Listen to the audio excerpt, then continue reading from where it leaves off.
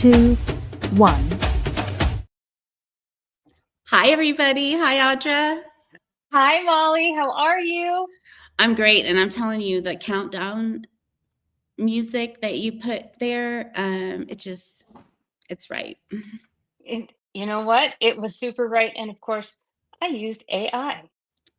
I'm getting down with my AI bad self. Congrats to you. We have Yeah, an amazing guest today. I'm excited about it. But first, you have any good fun weekend plans? You know what? If it stops raining, I might. It's been raining for like 4 or 5 days, which, you know what? Can't complain because, it is a desert. But yeah, I have not been on my bike in like a week. So if it stops raining, I might be able to. But if not, it's Thanksgiving next week. Yeah, you could put up Christmas trees. I mean, if you haven't already. In our household, I'm not allowed to until the day after Thanksgiving. It's a thing. It's a law. Well, I think I'm going to do mine this weekend. It'll be fun. It'll be a lot of fun. So Yeah. what's the hot and happening thing in the Dowdy weekend this weekend besides Christmas trees? Well, tomorrow we're going to a very long tutoring session for some school classes, my daughters. So we're going to do that. And then Sunday we're going on a nice little road trip to a nearby place that has a beautiful cathedral and artisan markets and stuff. I don't know how to pronounce the name, but I'll put it in the comments. But the Dowdy life is the life. I'm telling you. We are all road tripping to come and see Molly. Okay, do it. Do it. But Arlee is, every week I say that this guest is remarkable, and we just keep topping ourselves because every week the woman that we introduce everybody to is just insanely talented, and she is certainly no exception. Not only talented and led major transformation in financial services across the biggest companies, is so much fun. So I'm really looking forward to this. Okay, should we bring her out? Her name is Arlee Kunz Crapo, and I'm going to bring her on with us now. Hey, everybody. Hey, Arlee. Thank you so much for having me join you. I really appreciate the opportunity. Thanks for being here. We are excited to talk to you and really shine a light on your experience and your accomplishments. The things that you've done are just incredible. And we can't wait to learn more about where you're going next. Thank you. Yeah, Arlee, it's so fabulous to have you here. And is our screen doing weird stuff? Is your screen doing weird stuff? No. I have us on here 6 times. That just must be me. Well, that is the Friday's fire we needed. So excellent. You know what?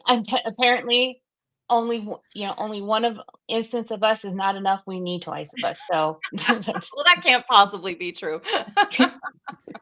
Okay, Jill, she just left a comment. She said she can't wait to hear this discussion. And I know that Jill would tell us if we looked weird on live.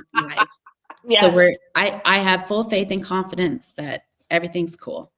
All right, then it just must be me. Because I have to tell you, I have a good friend who made it really clear early in our friendship. He was like, listen, I need you to know that if you're standing up on a stage and you've got like food hanging off your mouth or your hair is wonky, I'm not going to tell you. I won't do that for you. So you need to find someone else who's going to, I will be there for you every other way, but I will never tell you if you look crazy. I'm like, okay, well, at least I know. So Jill, I hope you would tell us if we look crazy. You know what? That's a serious high quality friend. I know. Not that they won't tell you that, but that they tell you up front so that they don't fail you in that inevitable situation of embarrassment. Well, this group here tells you when you're fabulous and when they're like, girl, you need to fix your face. But we do it with love because we want everybody to show up in their best possible light. So Arlee, once again, welcome. And are you ready to jump in? I'm ready. Let's do this. Okay. First of all, you have this amazing and incredible career. And when you and I met yesterday, I had to sit back and take it all in because I was like, oh my gosh, this woman has got it going on. I like you blew my mind and I just didn't even know where to start in what questions I want to ask you. So I'll just start at the top because you have done so many extraordinary things. But what's your favorite kind of impact that you like to make at work? It's interesting. I've had a very non-traditional career path, actually. I feel like every time that somebody talks about a career, they say something random, right? Like, oh, I wonder if that like TV camera person knows how to do XYZ. I'm like, oh, I used to do that. Or, oh, I wonder if that like landman knows how to do XY. Oh, I used to do that, right? So I've got a whole lot of different experiences that I built up over time. But truly, the work that I really enjoy doing, the impact that I really like to have, is helping leaders and teams build a vision for where they want to go and what's possible. I have spent a lot of my career saying the exact same phrase. And I bet if you asked any one of my team members, if you had one of them on right now, they would all sit back and say, I know exactly what she's going to say next. I say, hey, walk with me for just a minute, right? Just short walk. Imagine a world where, right? And then I'd try to paint a picture of what things might actually look like if we achieved what we were setting out to achieve. And that really is based on what you hear customers talk about, what you hear leaders say that they want, what's stopping them from being able to be their best selves, right? Those are the things that you really have to get a feel for and then really start to think about how can we truly change to be closer to that picture? What are the big changes that are required? And what are the little changes that are required? So, the only way you truly start to understand some of those things is by talking to people, building relationships where you've got really deep trust, right? So, back to my friend, right? I trust that guy. I trust him implicitly because I know he will tell me when he won't tell me, right? He'll tell me all the things and he'll tell me where he can't be really honest with me. And that clarity is really important and it builds a lot of trust, right? Um, those are the things I think that I want people to remember me for is building trust within an organization, knowing that I'm doing everything that I can to learn about the process, to learn about the issues, to learn about the pain points so that when I'm up there talking about this vision and what we maybe can do in the future, it's based in the reality that they're living every single day. It's solving the problems that they're truly trying to get over to do better at their work. And I think that that lasting impact, helping people really understand where could we go and what do we have to do to get there? How do we articulate our goals in a way that helps people really rally around that future vision? It's a lot easier to get people to actually connect on the work and to think about how do we execute on this vision if they believe in it, right? It's hard to believe in, hey, we should update this system. Like, no, who wants that? That's not inspiring, right? So the impact that I like to have is to ask why are we doing this? What do you think you're going to get? What's going to be different? How will the everyday be different? Not just for the employee, but for the customer, for the industry. When you look back 15 years from now, will you be able to say, wow, do you remember when it used to be like X? Right? How do we get away from that and move closer to where organizations really want to be and focus on the big picture instead of little tiny projects that might not move the needle? Those are the things that really get me excited to work, and that help others, I think, be excited to work with me. So the why doing transformation rather than transformation for transformation's sake? So, oh, we froze. That's what alive is. Oh, there she's back. Oh, Arlee, are you back with us? That's the fun thing about lives.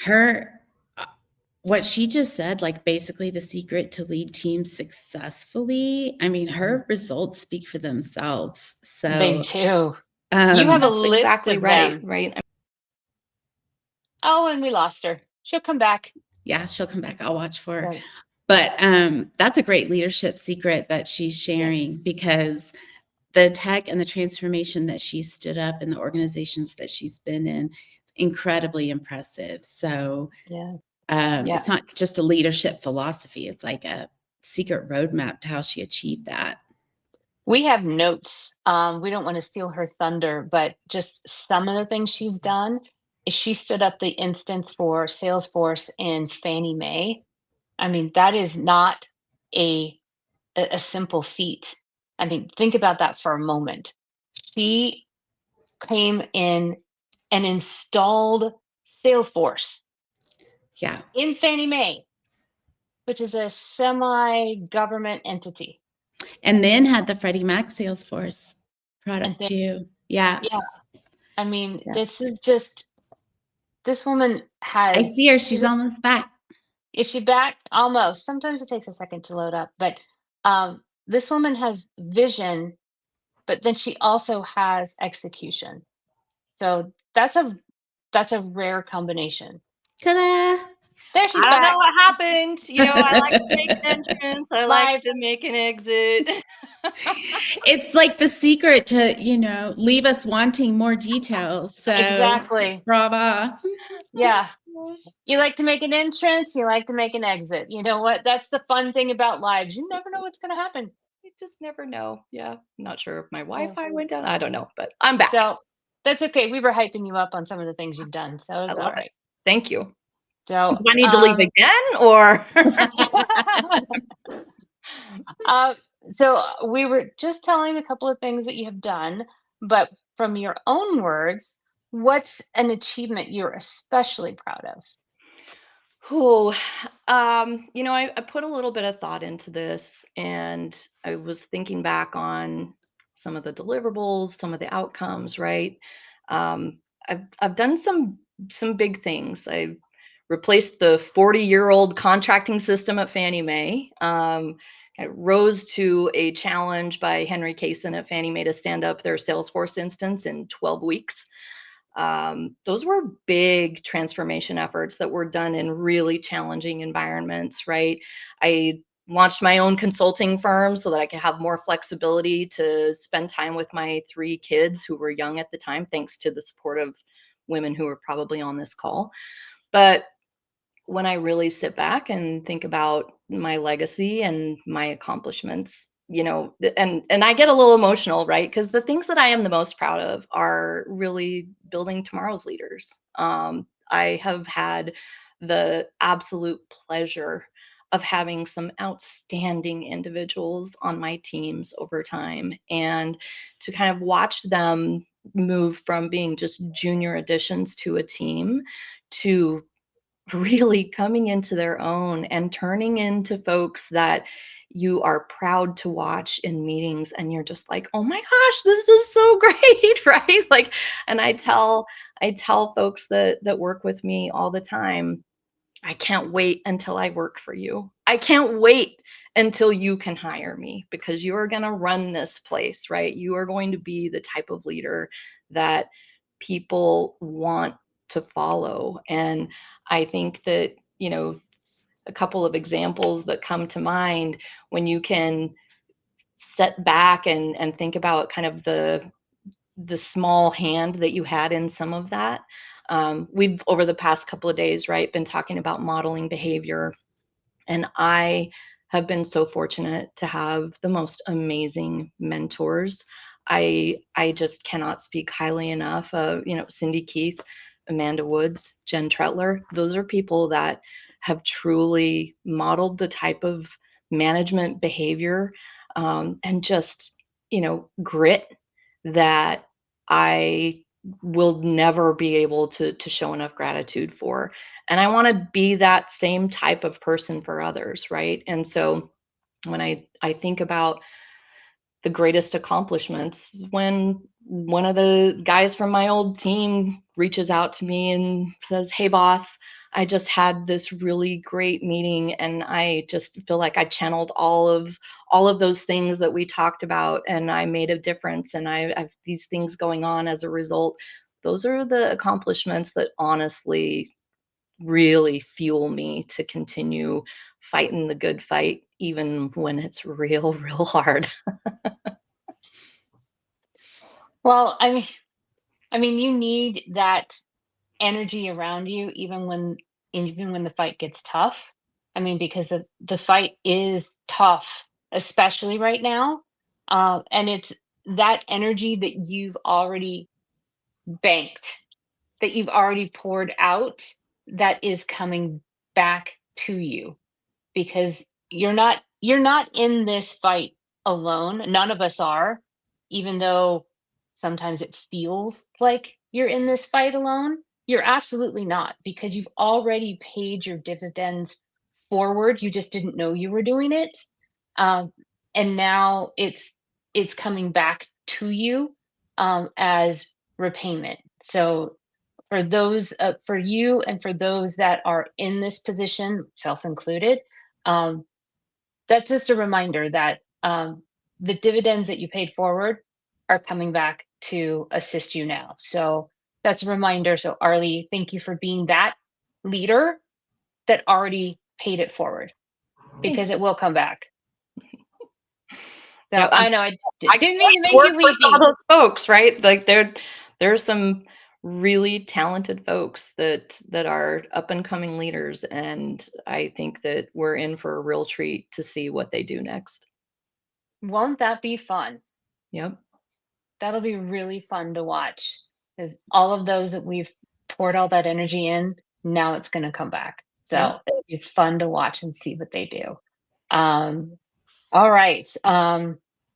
I can't wait to hear what you say to this, just from getting to know you.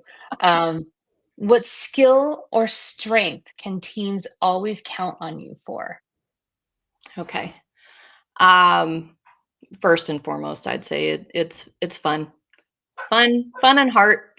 I approach everything with humor. I try to remind and remember that work is work. They pay us to show up. They pay us to do really hard things. They pay us to like show our grit every day and just keep coming back until we solve the problem. Nothing is ever intended to be a personal attack, right? You can have really tough conversations if you build trust with folks, and you have to offset that sometimes with some fun. We spend more time together, right, than we spend quality time with our families. So Mhm. it should be fun to be there at least Mhm. some of the time. So simple things, Mhm. right? Like an annual Halloween costume contest, right? Where we pit the teams against each other and then have prizes, or uh, a holiday white elephant gift exchange where you can't buy a gift. It has to be in your house or something you found. And the more ridiculous and disgusting, the better it is, right? Like those kinds of things, remote control cars, right? Around the office, right? For every all hands. Those are just the little things that keep people energized, and they don't feel dread with every single meeting that they're going to. They know that there's going to be an element of humanity, right? In some of the really tough days. It keeps that tough work from getting completely overwhelming. But as far as like a strength or a skill, I'm a question asker. I think the teams always know they can count on me to come and ask questions about a problem. Ask enough so that we know what are all the options. Figure out what are the trade-off decisions that we need to make, right? What's going to happen if we do this? What do we think the biggest risks are? I ask all of the questions and make them think broader than just the one thing that they might be looking at. They know that I'm a systems wide thinker. They know that, I challenge each one of them. Hey, lift your periscope, take a look around. What's the person next to you doing? What's the person behind you doing? Now look like 10, 15 steps ahead. What do we think we might run into down the line, right? They all know that I'm going to ask those hard questions.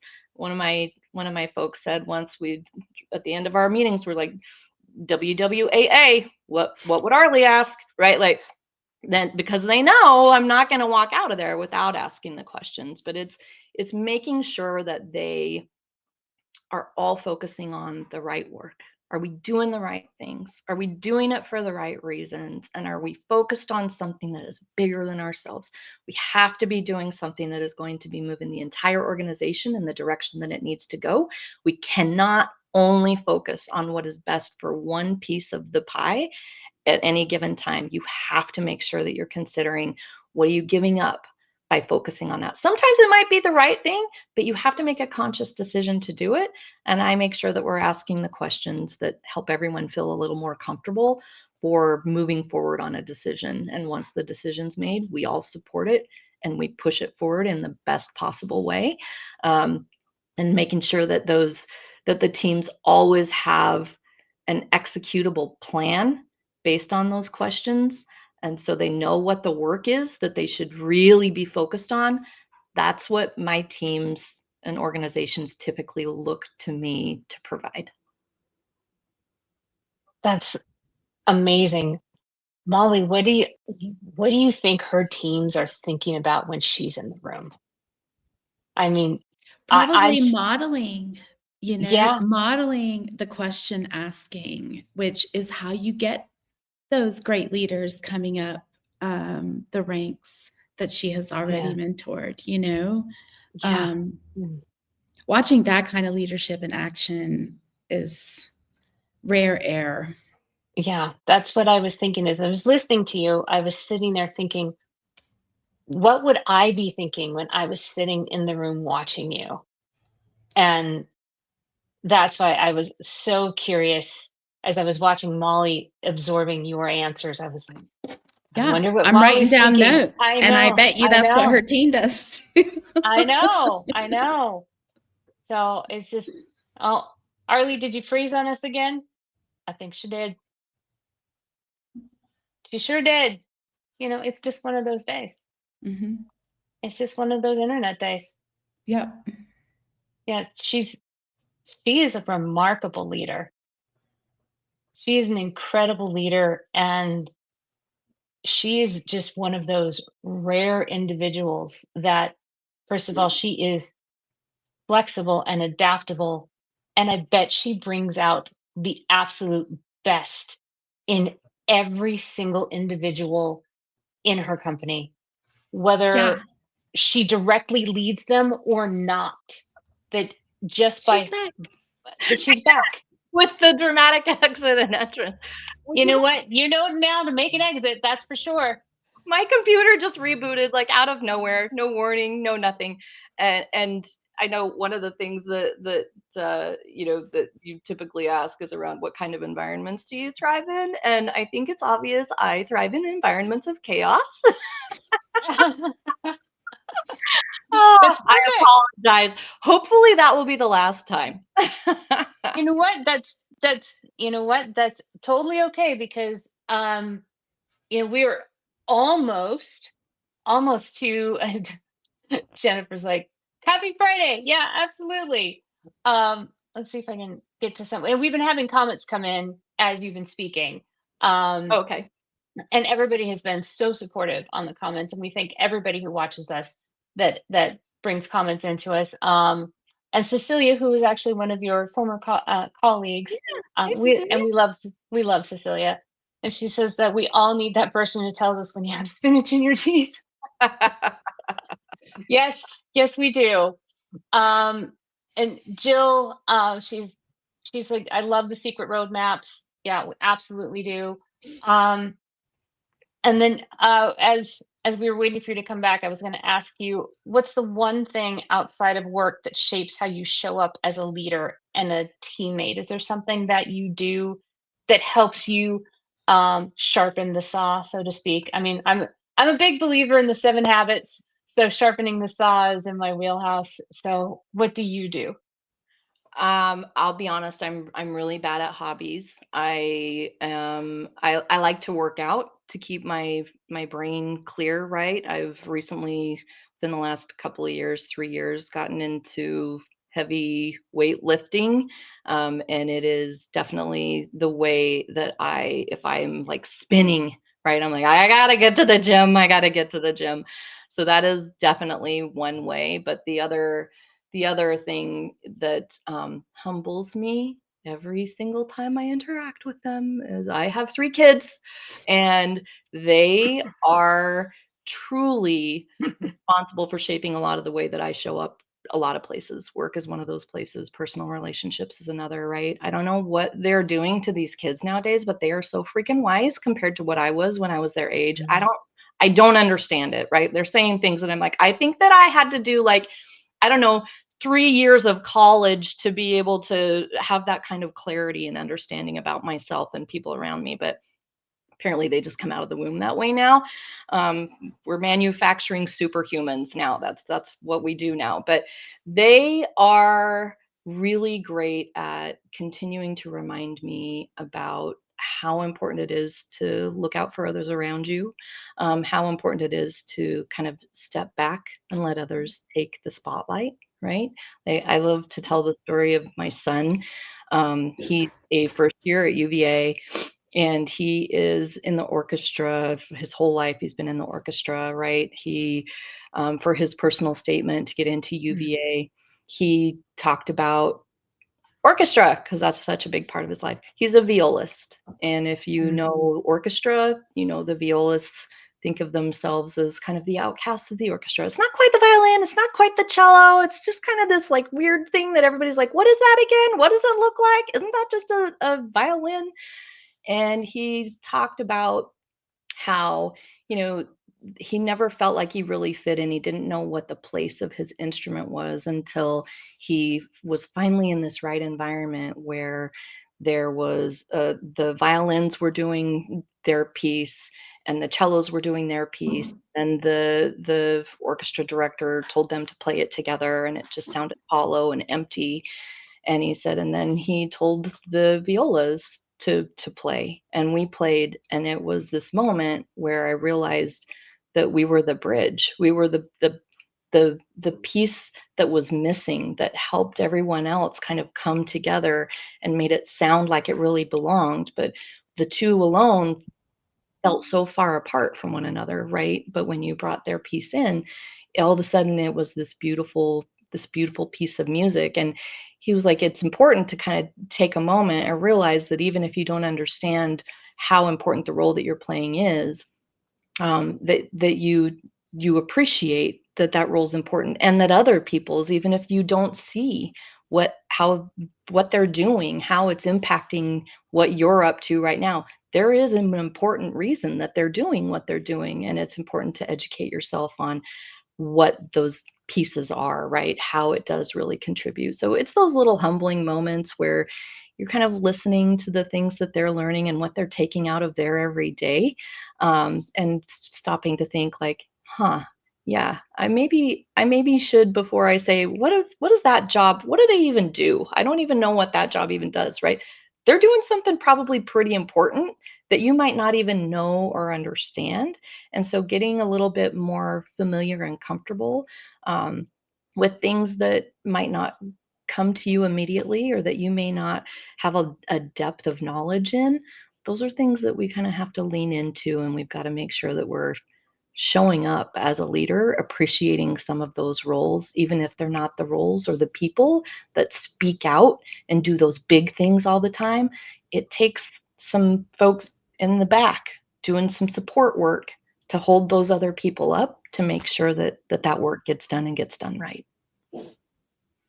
Amen. And it's Yeah. interesting. I want to say hi to Jill Johnson. She's watching us, and she really connects with that bridge, your son's viola, and because she's an expert in mortgage marketing compliance. So the bridge between like production and compliance marketing. And that's a common position for a lot of women around financial services, is that bridge connector. Yeah. Yeah. That's, it's that steady, quiet, someone's got to be the calm in the room, while the room is on fire. The glue. Someone has to hold the the calmness and the peace, because let's face it, the financial services, this industry as a whole, shouldn't work. There's no reason, there's no logical reason why this industry should work at all. It's those needles and the spinning plates on the end of it. I That's use how that analogy all the time, by the way, Audra. Like, yeah, I tell my team, I'm like, we got to figure out which plate is glass, which plate is plastic, because some of them Yeah. are going to drop. So we got to figure Yeah. out the ones that you got to keep spinning. But they ideally would all spin. But if one of them has to drop, let's make sure it's a plastic one. Exactly. And there's no logical reason why this industry works, but it's been working. And it's because there are individuals that walk in with a cool head, even though on the inside they might be going, oh my God, what in the world is going on? But they take a deep breath and they go, okay, first things first. What's happening? Yeah, let there be no mistake. I'm not that calm person, but I appreciate those calm people. I am the house is on fire. What are we going to do? But I have learned to truly appreciate those people that are like, okay, let's talk about now that we know that the house is on fire, right? Let's talk about where we go next. And I think it's easy to be the person that yells the house is on fire, right? But to your point, right, having an understanding and an appreciation, a true appreciation for all of those folks that might not speak up all the time, that might not be comfortable like pushing something immediately. They take a little more time to kind of assess and figure out, what's the next move, how should we be approaching this, and appreciate all of those different styles of working.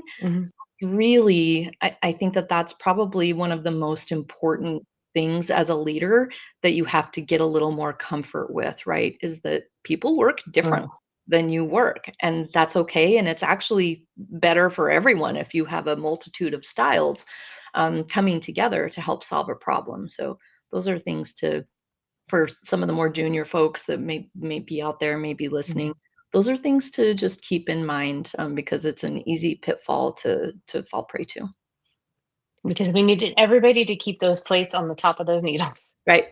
That's right. Spin them. We need everybody. We need everybody to keep them spinning. So before we get to the fun part, that Molly gets to do the fun part today. If a recruiter or a hiring manager or the C-suite is listening to you right now, what's one thing that you want them to remember and know you for? I love doing hard things. I love it. I excel in transformative environments. I'm always thinking about, how will things look in 5-10 years.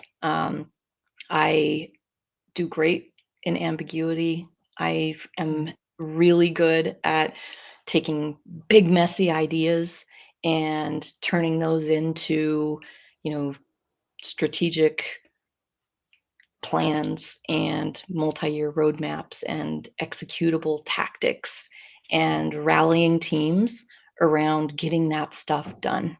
And that can be really challenging for some folks. Some folks don't do well in ambiguity, and I need those folks too, right? Like I need folks of all kinds to help actually deliver on some of this stuff. But the big ugly work, it doesn't scare me at all. It's like a big old puzzle that I like to try to figure out. And then, at a certain point, you can put it together where everybody starts to see, oh, now I see what it's supposed to look like. Now we can all start to put the pieces in, right?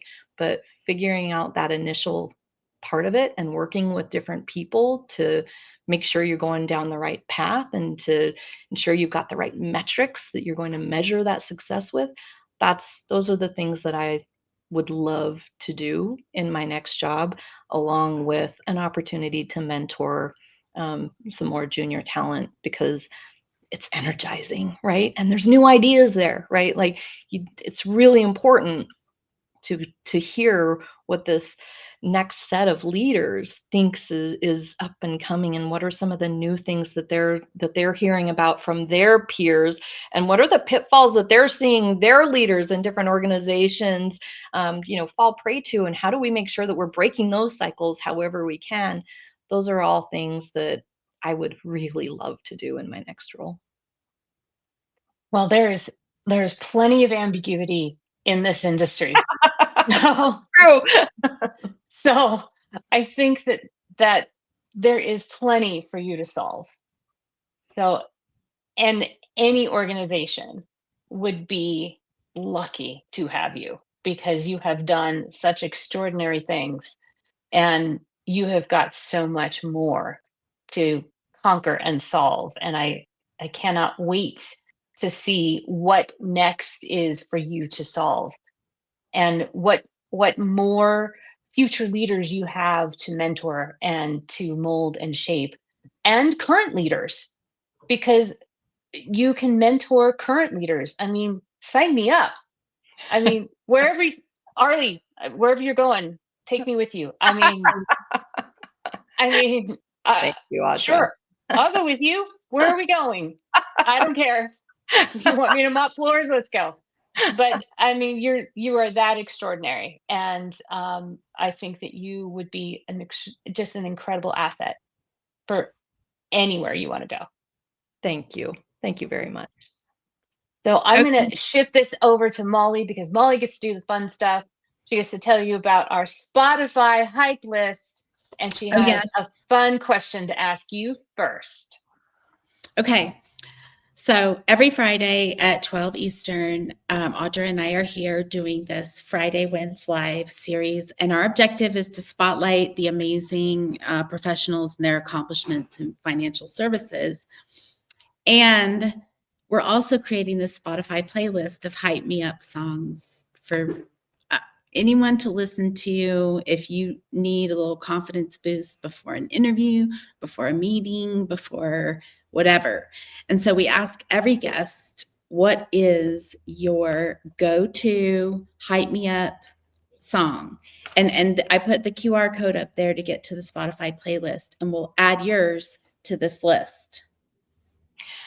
So it's funny because I was talking to my kids about this, and anyone who knows me knows that I'm a really big fan of hip hop, like really big fan. And so my kids were like, "What are you gonna? It has to be a work appropriate song, Mom. So what are you gonna do?" Right? No, it doesn't. It absolutely Okay. does not need to. No, it does not need to be work appropriate. Not really.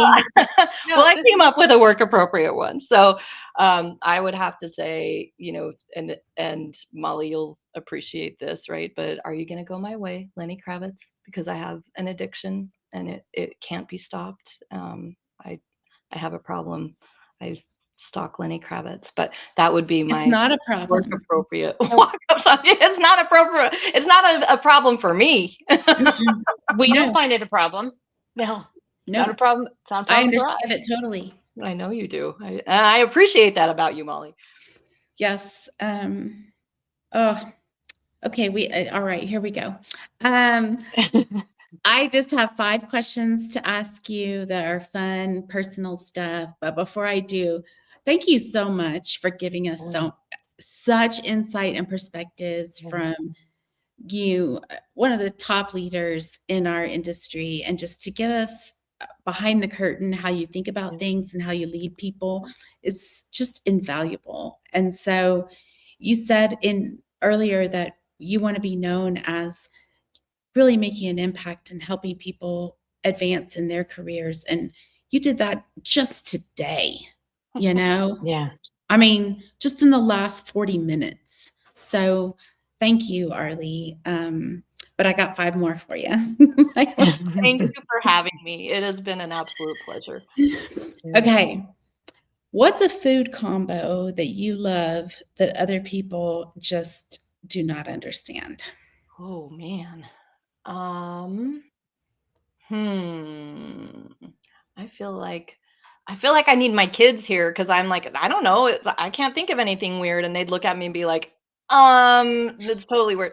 I think that there's probably, like, I love, if I'm going to do fast food, which I very rarely do, but growing up in Idaho, the biggest treat was we would go to Wendy's and get a Frosty and a French fry, and we'd dip our French fries in the Frosties. But I don't think that that's that unusual now. It's a solid choice. Yeah. Yeah. But growing up, we put, I can't believe I'm going to say it. We put ketchup on our tacos. I grew up in Idaho. Okay. So I'm just going to throw that out there, which probably explains why I love tacos so much now, is because now I'm like, wait, you can have tacos and you don't have to put ketchup on them? Like, I will eat tacos every day for the rest of my life because we don't have to have ketchup on them. Yeah. Oh, that's amazing. I've never heard of that. That's Arlee, amazing. I like you anyway, but Arlee. I can't believe I just outed myself like that, but here I am. Yeah. I forgive you. Yeah. I might try it. It's so intriguing. I've never heard of this, but yeah. Okay. Do it. No one should do that. Okay. This is going to be a fun one. I already know. If you had a warning label, what would it say? Oh gosh.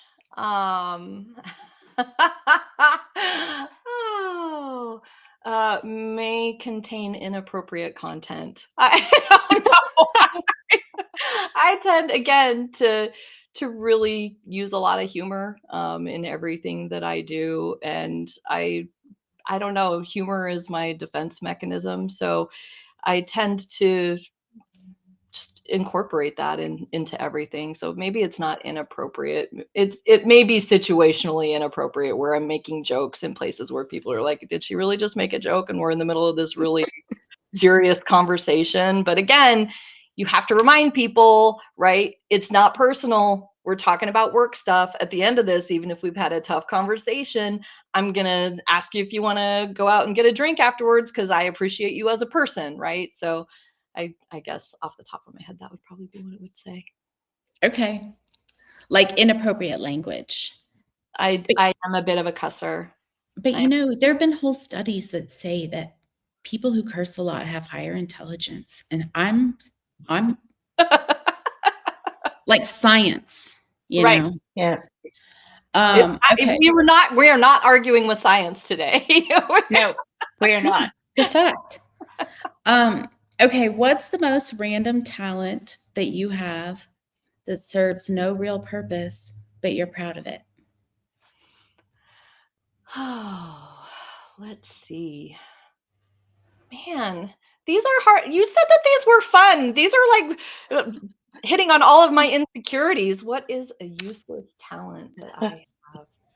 I'm really good at remembering numbers, combinations of numbers. Really? I'm really bad at remembering almost everything.